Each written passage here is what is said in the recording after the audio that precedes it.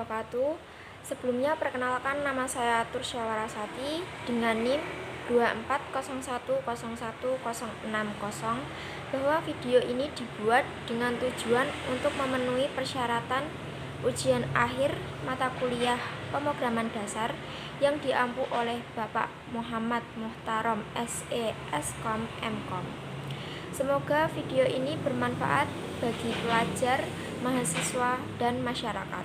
Baiklah, kita langsung saja ke pembahasan. Yang pertama ada kata pengantar terlebih dahulu. Puji syukur kami panjatkan kehadirat Tuhan Yang Maha Esa atas limpahan rahmat dan karunia-Nya sehingga laporan ujian akhir semester mata kuliah pemrograman dasar ini dapat kami selesaikan dengan baik. Laporan ini disusun sebagai bentuk dokumentasi dari tugas dan proyek yang telah kami kerjakan selama semester ini. Dalam penyusunan laporan ini, kami tidak terlepas dari dukungan berbagai pihak. Untuk itu, kami mengucapkan terima kasih yang sebesar-besarnya kepada dosen pembimbing yang telah memberikan bimbingan dan arahan selama proses pembelajaran. Ucapan terima kasih juga kami sampaikan kepada teman-teman dan keluarga yang telah memberikan inovasi dan dukungan moral.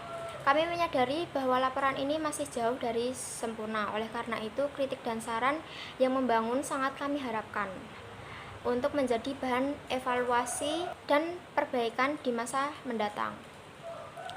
Semoga laporan ini dapat memberikan manfaat bagi pembaca dan menjadi referensi yang bermanfaat.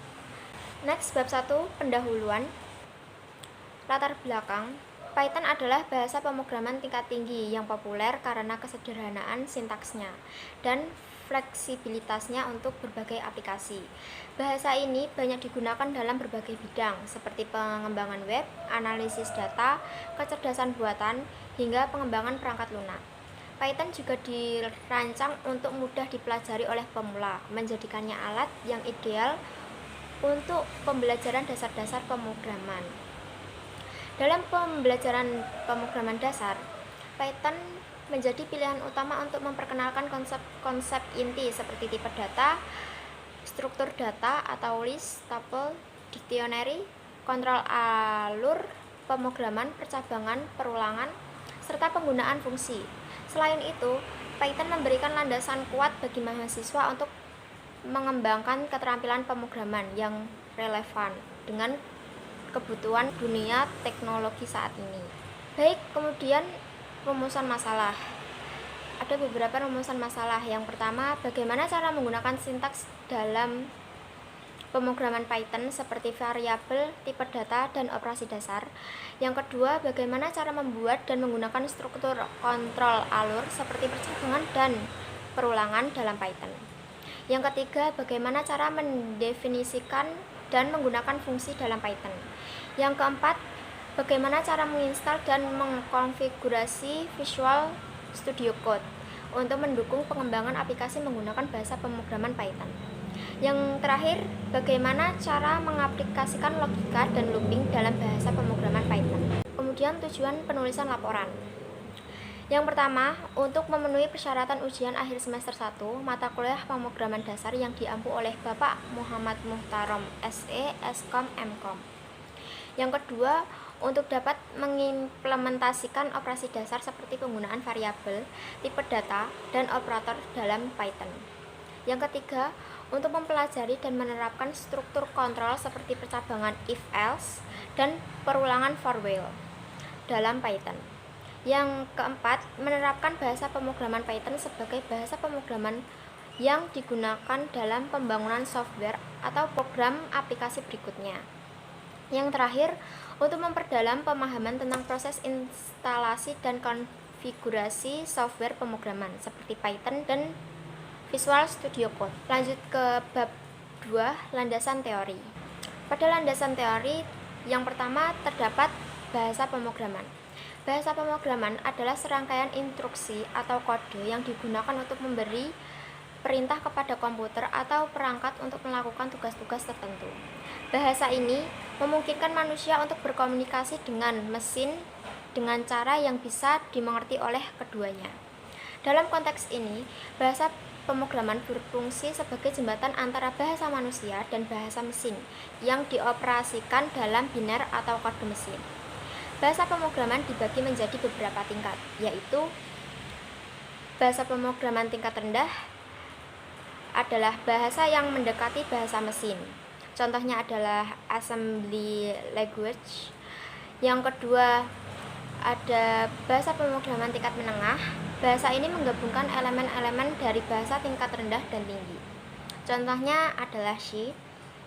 Yang ketiga ada bahasa pemrograman tingkat tinggi, adalah bahasa yang lebih dekat dengan bahasa manusia. Contohnya adalah Python, Java, dan JavaScript. Next, yang kedua ada bahasa pemrograman Python. Python merupakan bahasa pemrograman komputer yang biasa dipakai untuk membangun situs, software atau aplikasi, mengotomatiskan tugas, dan melakukan analisis data. Bahasa pemrograman ini termasuk bahasa tujuan umum, artinya ia bisa digunakan untuk berbagai kebutuhan mulai dari managed learning, pengujian perangkat lunak, sampai website. Python adalah bahasa pemrograman yang populer dan semakin berkembang pesat. Diciptakan oleh Guido van Rossum pada tahun 1991. Python dirancang dengan filosofi yang menekankan keterbacaan kode dan kesederhanaan sintaks. Dikenal dengan sintaks yang sederhana dan mudah dipahami, Python menjadi pilihan utama bagi banyak pengembang dari pemula hingga ahli. Masuk ke bab 3 pembahasan. Yang pertama ada langkah-langkah menginstal bahasa pemrograman Python. Dengan cara yang pertama, buka halaman resmi Python. Kemudian selama proses instalasi, pastikan kamu mencentang pilihan. Kemudian klik install now. Langkah selanjutnya, dalam proses penginstalannya, user hanya menekan tombol next untuk melanjutkan proses penginstalan software Python-nya sampai proses selesai. Next, tekan tombol close untuk keluar dari instalasi program Python-nya. Setelah proses instalasi selesai, saatnya untuk memastikan Python sudah terinstall dengan benar. Dengan cara buka aplikasi Command Prompt, ketikkan perintah Python min version. Yang kedua, ada langkah-langkah dalam menginstal Visual Studio Code. Caranya, buka situs resmi Visual Studio Code, kemudian klik tombol download. Lalu pilih I accept the agreement untuk menyetujui lisensi. Selanjutnya klik next, kemudian centang opsi yang diinginkan seperti yang direkomendasikan add to path, dan kemudian klik next. Langkah selanjutnya akan menampilkan ready to install, kemudian klik install untuk memulai proses. Tunggu hingga selesai. Kurang lebih tampilannya akan seperti ini. Lalu klik tombol finish untuk menyelesaikan instalasi. Yang selanjutnya ada langkah-langkah menginstal extension Python di Visual Studio Code. Pertama, pastikan Visual Studio Code sudah terinstall. Kemudian klik tab extension, lalu akan menampilkan tab pop-up dengan kolom pencarian, cari Python dan tekan enter. Setelah pada hasil pencarian, klik Python ekstensi yang disediakan oleh Microsoft. Terakhir, klik tombol install untuk menginstal ekstensi Python. Lalu memilih tombol new file, save file yang sudah kita buat dengan ekstensi .py. Di sini ada contoh pemrograman logika. Yang pertama ada def harga untuk menampilkan daftar harga buah di toko. Kemudian print daftar harga toko buah Larasati. Ada kode buah harga per kilogram. Yang pertama kode MLN untuk buah melon dengan harga 15.000. Yang kedua kode PPY untuk pepaya dengan harga 10.000. Yang ketiga kode SMK untuk semangka dengan harga 19.000. Yang keempat kode JRK untuk jeruk dengan harga 20.000. Yang kelima ada kode APL untuk apel dengan harga 16.000. Yang terakhir ada kode MNG untuk buah mangga dengan harga 12.000.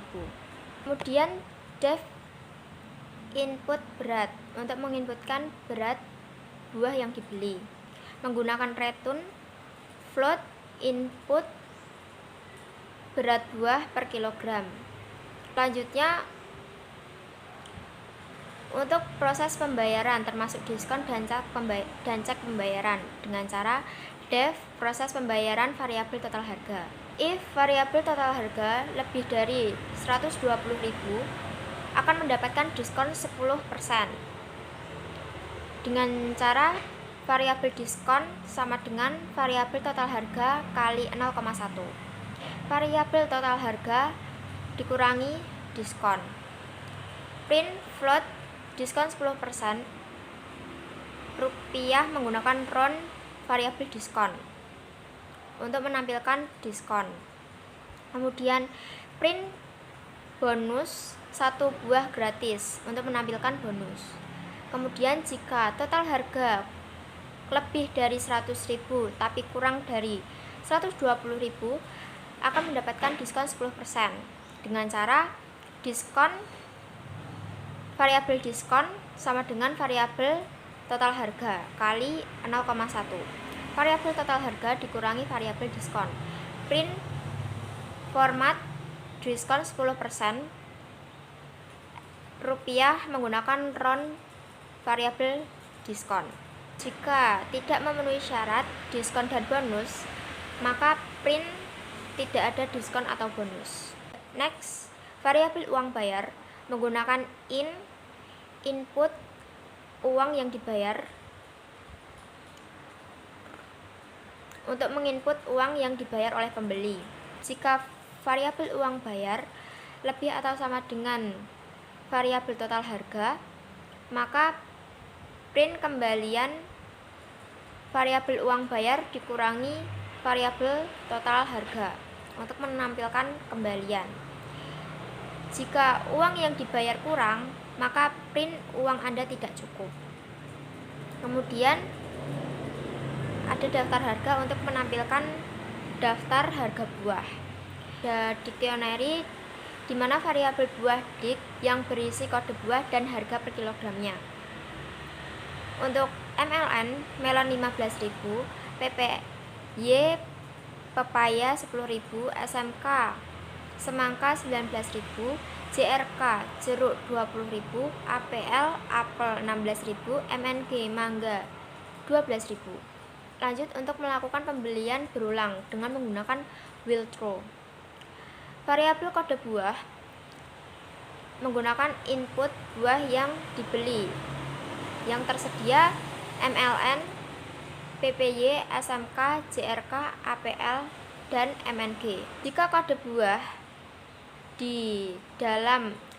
variabel kode buah di dalam variabel buah dik, maka mendapatkan variabel nama buah, variabel harga per kilogram dari variabel buah dik atau variabel kode buah. Kemudian variabel berat menggunakan fungsi input berat untuk memanggil fungsi input berat dan mendapatkan berat buah.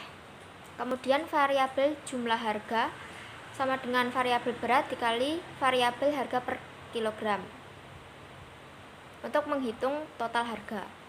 Kemudian print format buah yang dibeli, variabel nama buah, print format harga buah, variabel harga per kilogram, print format berat buah kilogram menggunakan variabel berat, floating untuk menampilkan berat buah dengan format 2 angka di belakang. Kemudian print format total harga menggunakan round variabel jumlah harga. Memanggil fungsi proses pembayaran variabel jumlah harga untuk proses pembayaran.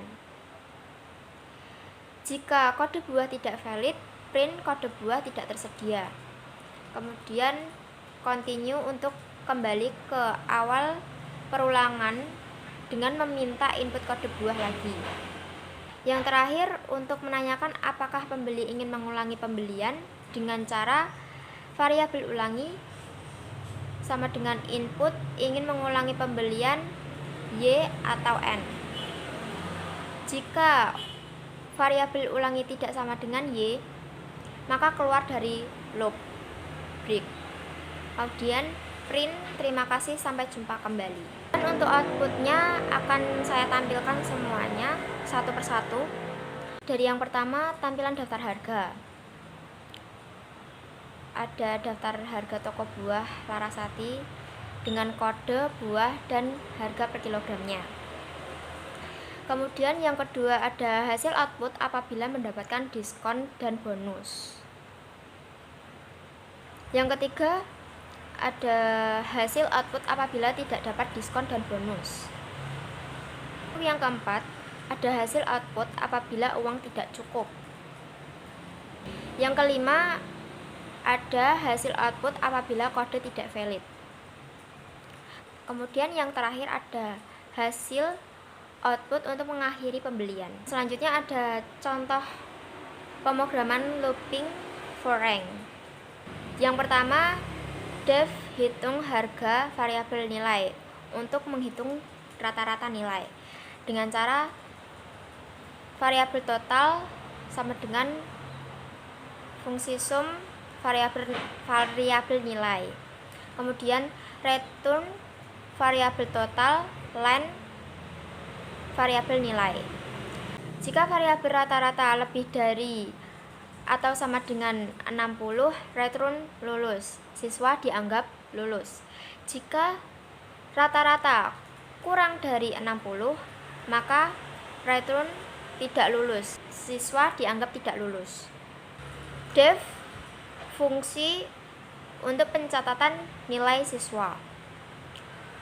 Dengan variabel jumlah siswa menggunakan input masukkan jumlah siswa. Variabel siswa menggunakan dictionary untuk menyimpan data siswa. Menggunakan for variabel i dalam rank variabel jumlah harga. Print format masukkan data untuk siswa.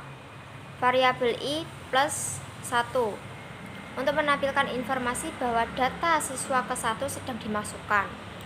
Lanjut variabel nama input nama siswa. Kemudian variabel nilai for variabel j dalam rank 1,4 untuk memasukkan 3 nilai per siswa dengan cara variabel nilai tugas menggunakan input format nilai tugas variabel j, variabel nilai append variabel nilai tugas untuk menyimpan nilai dalam list nilai. Selanjutnya untuk menghitung rata-rata menggunakan variabel rata-rata sama dengan fungsi hitung nilai rata-rata variabel nilai. Kemudian menentukan kelulusan dengan cara variabel kelulusan sama dengan fungsi menentukan kelulusan variabel rata-rata. Variabel siswa nama untuk dictionary menyimpan nama siswa. Nilai variabel nilai, rata-rata variabel rata-rata, kelulusan variabel kelulusan. Print hasil pencatatan nilai. For variabel nama, variabel data dalam variabel siswa item, print format nama variabel nama, print format nilai variabel data nilai, print format rata-rata data, print format rata-rata variabel data rata-rata, print status variabel data kelulusan. Yang terakhir, pencatatan nilai siswa untuk menampilkan hasil pencatatan nilai. Selanjutnya tampilan outputnya. Untuk menginputkan jumlah siswa yang ingin dimasukkan terlebih dahulu, kemudian masukkan nama dan nilai siswa. Lalu hasil output dari penginputan. Yang pertama tampilan jika lulus, dan yang terakhir tampilan jika tidak lulus. Kemudian contoh program looping break. Saldo awal pengguna ditentukan secara default, yaitu 500.000. Menggunakan will true untuk terus menjalankan aplikasi sampai pengguna memilih opsi keluar. Opsi 1, cek saldo, menampilkan saldo terkini kepada pengguna. Untuk opsi 2, setor uang, meminta pengguna memasukkan jumlah uang yang ingin disetor, lalu menambahkan nilai setor ke saldo awal. Yang opsi ketiga, tarik tunai, meminta pengguna memasukkan jumlah uang yang ingin ditarik, lalu mengurangi nilai tarik tunai dari saldo awal. Yang opsi terakhir, keluar, mengakhiri program dengan break. Inputan dari break. Yang pertama, tampilan output memasukkan opsi 1, cek saldo. Yang kedua, ada tampilan output masukkan opsi 2, setor uang. Yang ketiga, ada tampilan output masukkan opsi 3, tarik tunai. Kemudian yang keempat, ada tampilan output memasukkan opsi selain 1 sampai 4, tidak valid. Kemudian yang ke-5, ada tampilan output memasukkan opsi 0, aplikasi dihentikan. Kemudian yang terakhir, ada tampilan output masukkan opsi 4, keluar. Selanjutnya ada contoh program looping continue. Pada variabel user, data pengguna disimpan dalam bentuk daftar list yang berisi beberapa dictionary. Setiap dictionary-nya berisi nama dan status pengguna, aktif atau tidak aktif. Lalu, fungsi proses user memproses data pengguna untuk memeriksa siapa yang memiliki status aktif. Jika status bukan aktif, iterasi langsung dilanjutkan menggunakan continue. Dengan cara def fungsi proses user for variable user dalam users.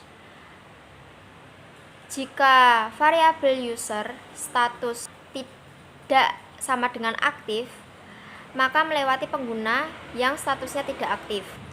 Continue untuk melanjutkan ke literasi berikutnya. Lanjut untuk menampilkan informasi pengguna yang sedang diproses.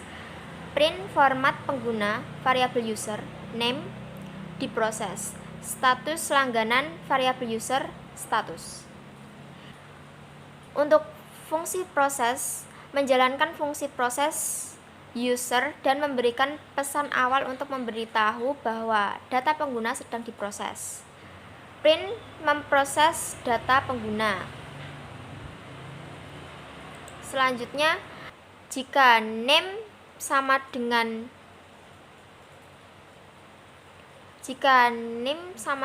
main, mengecek apakah script dijalankan sebagai program utama. Jika script dijalankan langsung, maka fungsi proses akan dipanggil untuk memulai pengolahan data. Output continue. Hanya pengguna dengan status aktif seperti Cinta, Citra, dan Evelyn yang diproses. Sedangkan pengguna yang memiliki status inaktif seperti Poppy, Devan, dan Tristan dilewati dan tidak ditampilkan. Next, yang terakhir ada program looping will. Variabel nilai barang diminta untuk memasukkan nilai barang yang digadaikan. Menggunakan will, variabel total bayar untuk menghitung proses pelunasan selama total pembayaran belum mencapai total tagihan dengan bunga program. Dengan cara variabel nilai barang menggunakan float input, masukkan nilai barang yang digadaikan. Variabel biaya administrasi 50.000. Kemudian bunga 5% dari nilai harga per bulan dengan variabel bunga sama dengan 0,05. Untuk menghitung total tagihan yang harus dibayar, menggunakan variabel total tagihan sama dengan variabel nilai harga plus variabel biaya administrasi. Kemudian variabel total tagihan dengan bunga sama dengan variabel total tagihan dikali 1 plus variabel bunga. Untuk menampilkan total tagihan, print format total tagihan variabel total tagihan dengan bunga. Lalu mulai cicilan dengan menginput jumlah cicilan per bulan menggunakan variabel cicilan per bulan. Menggunakan float input masukkan jumlah cicilan per bulan. Variabel total bayar sama dengan 0. Variabel bulan sama dengan 0. Perulangan. Selanjutnya, selama total bayar belum mencapai total tagihan, maka will variabel total bayar kurang dari variabel total tagihan dengan bunga. Variabel bulan plus 1 meningkatkan bulan keberapa. Variabel total bayar plus variabel cicilan per bulan. Untuk cicilan per bulan menambah ke total bayar. Selanjutnya, variabel sisa bayar sama dengan variabel total tagihan dengan bunga dikurangi variabel total bayar untuk menghitung sisa tagihan. Kemudian, jika variabel total bayar kurang dari variabel total tagihan dengan bunga, maka print format bulan ke variabel bulan. Anda sudah membayar variabel total harga, sisa tagihan variabel sisa bayar. Jika cicilan sudah cukup untuk menyelesaikan pembayaran, maka print format bulan ke variabel bulan. Cicilan selesai, Anda telah menebus barang. Lalu untuk menampilkan jumlah bulan yang dibutuhkan untuk melunasi, print format proses pembayaran selesai setelah variabel bulan. Selanjutnya, tampilan output will. Sebelumnya diminta untuk memasukkan nilai barang yang digadaikan dan jumlah cicilan per bulan. Maka akan menampilkan status pembayaran untuk setiap bulannya dan menampilkan proses pembayaran setelah selesai berapa bulannya. Dan yang terakhir, bab keempat, penutup. Untuk kesimpulan, bahasa pemrograman adalah alat utama dalam pengembangan perangkat lunak, aplikasi, dan sistem komputer. Memungkinkan manusia memberikan instruksi yang dapat dipahami oleh komputer. Salah satu bahasa yang populer adalah Python, yang dikenal sederhana, fleksibel, sehingga cocok untuk pemula maupun profesional. Python dapat digunakan untuk berbagai keperluan seperti pengembangan web, data science, kecerdasan buatan, dan otomasi. Setiap bahasa pemrograman memiliki karakteristik dan keunggulannya masing-masing. Seperti Java yang andal untuk aplikasi skala besar atau C++ yang kuat dalam performa tinggi. Penguasaan bahasa pemrograman memberikan kemampuan untuk menciptakan solusi teknologi yang inovatif, efektif, dan relevan di berbagai bidang. Selanjutnya, yang terakhir, saran. Sangat disarankan untuk memulai belajar pemrograman dengan bahasa yang sederhana dan mudah dipahami, seperti Python, agar dapat memahami konsep dasar pemrograman dengan baik, tetapi jangan ragu juga untuk mengeksplorasi bahasa pemrograman yang lain yang sesuai dengan kebutuhan spesifik, seperti Java untuk aplikasi skala besar atau JavaScript untuk pengembangan web.